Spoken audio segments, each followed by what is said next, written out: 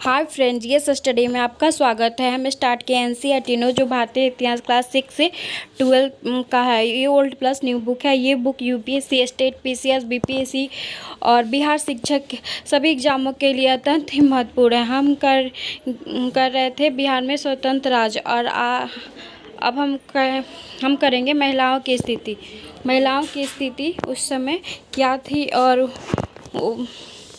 उनके बारे में हम पढ़ेंगे। चलिए चलते हैं।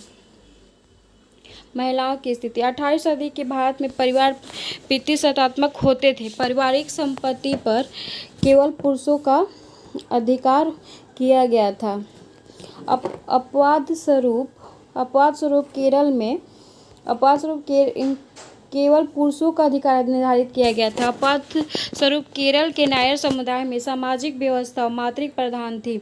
महिलाओं का पुरुषों पर पूर्ण नियंत्रण होता था। अहिल्याबाई ने इंदौर पर 1766 से 1796 तक शासन किया। इसके अतिरिक्त अन्य अनेक ऐसी महिलाएं थीं जिन्होंने 18वीं सदी की राजनीति में महत्वपूर्ण भूमिका निभाई। उच्च वर्गों की महिलाओं को बाहर कार्य करने के लिए नहीं भेजा जाता था, जबकि कृषक महिलाओं और सामान्य खेतों में काम करती थी। पर्दा प्रथा अधिकांश उत्तर भारत के उच्च वर्गों में प्रचलित थी। दक्षिण भारत में अधिक इसका प्रचलन नहीं था। बाल विवाह संपूर्ण देश में प्रचलित था। दहेज प्रथा का भी प्रचलन था। यह विशेष रूप से बंगाल राजपूताना में व्यापक रूप से प्रचलित थी। सती प्रथा के अतिरिक्त 18वीं सदी के भारत में दो बड़ी सामाजिक कुरीतियां बाल विवाह तथा विधवाओं की दयनीय अवस्था प्रचलित थी। सती प्रथा अधिकार राजपूताना, बंगाल और उत्तरी भारत के अन्य भागों में प्रचलित था।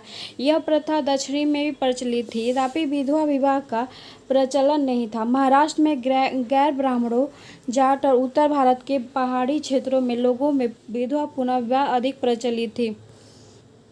आमेर के सवाई जय सिंह तथा मराठा सेनापति परशुराम भाऊ ने विधवा पुनर्विवाह को बढ़ावा देने का प्रयत्न किया। धार्मिक और सांस्कृतिक जीवन 18वीं सदी के दौरान सांस्कृतिक दृष्टि से भारत में दुर्बलता के लक्षण दिखाई देते हैं। यद्यपि पिछली सदियों में संस्कृति निरंतरता स्थापित थी, किंतु भारतीय संस्कृति पूर्णतः परंपरावादी बनी रही।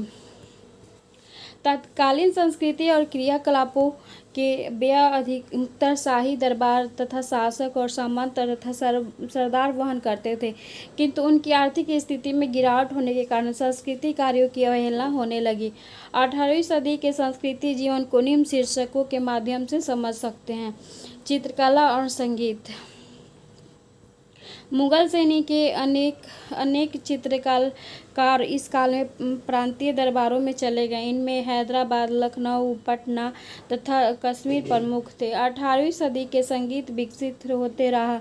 इस क्षेत्र में मोहम्मद शाह के शासनकाल में प्रगति हुई। इस काल में लगभग सभी भाषाओं में कविता का जीवन से संबंध टूट गया और वह अल्पकालिक कृत्रिम, यंत्र और परंपरागत हो गई। आगे हम पढ़ेंगे भाषा और साहित्य। 18वीं सदी के साहित्यिक जीवन उर्दू भाषा और उर्दू कविता पर अधिक विकास हुआ। यह धीरे धीरे उत्तर भारत के उच्च वर्गों के परस्पर सामाजिक संपर्क की भाषा बन गई। इस सदी के उर्दू के शायरों को अत्यधिक प्रतिष्ठा मिली। मीर तकी और मीर मिर्जा गालिब इत्यादि इस समय के प्रसिद्ध कवि थे। इस काल में मलयाली साहित्य का भी अधिक विकास हुआ और मलयाली साहित्य का यह विकास त्रावणकोर के शासकों के मार्तंड वर्मा और राम वर्मा के संरक्षण में हुआ। केरल के महान कवि कुंचन नाबिया ने इसी काल के थे, जिन्होंने सामान्य बोलचाल की भाषा में कविता लिखी। 18वीं सदी केरल में कथकली साहित्य और नाटक नृत्य का पूर्ण विकास हुआ। तम्मानुवर और 1706 से 1744 तक तमिल में सीतर काव्य का उत्कृष्ट प्रवर्तक था। असम में साहित्य एवं राजाओं के संरक्षण से विकसित हुआ। पंजाबी का प्रसिद्ध प्रेम महाकाव्य हीर रांझा की रचना वारिस शाह ने 18वीं सदी में की थी। 18वीं सदी सिंधी साहित्य के लिए महत्वपूर्ण सदी रही। इसी समय शाह अब्दुल और लतीफ़ ने अपने प्रसिद्ध कविता संग्रह कर रिसालों की रचना की। संचल और शमा इस काल के अन्य महान सिंधी कवि थे। धार्मिक समन्वय धार्मिक संबंध में 18वीं सदी में मुसलमान और हिंदुओं में मित्रतापूर्ण संबंध थे। युद्ध आदि अपवाद स्वरूप ही धार्मिक भेदभाव पर आधारित होते थे। इस काल में राजनीतिक मूलतः धर्म निरपेक्ष थी। सभी लोग एक दूसरे के धर्म का सम्मान करते थे। हिंदू लेखकों ने प्रायः फारसी में लिखा और मुसलमान लेखकों ने हिंदी और बांग्ला अन्य देसी भाषाओं में लिखा है।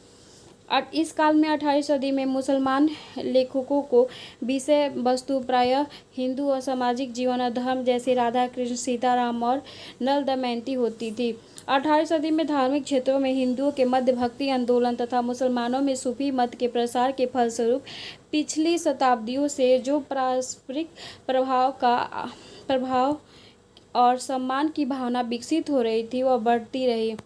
बड़ी संख्या में हिंदू मुसलमान और हिंदू देवी देवताओं और संतों के प्रति श्रद्धा भाव रखते थे। इस काल में अजमेर में शेख मेजाउद्दीन चिश्ती पवित्र स्थान की वित्तीय सहायता मराठा लोग, जबकि नागौर के सिख सदुल्ला हमीद के पवित्र स्थान की सहायता तंजौर के राजा किया करते थे। उल्लेखनीय कि 19वीं सदी के पूर्वार्ध में सबसे महान भारतीय राजा राम मोहन राय हिंदू इस्लामिक दार्शनिक तथा धार्मिक सिद्धांतों से समान रूप से प्रभावित थे। ये चैप्टर यहीं पे समाप्त होता है। हम कल करेंगे न्यू चैप्टर। आपको ये वीडियो पसंद आया हो तो लाइक, सब्सक्राइब और शेयर ज़रूर करें।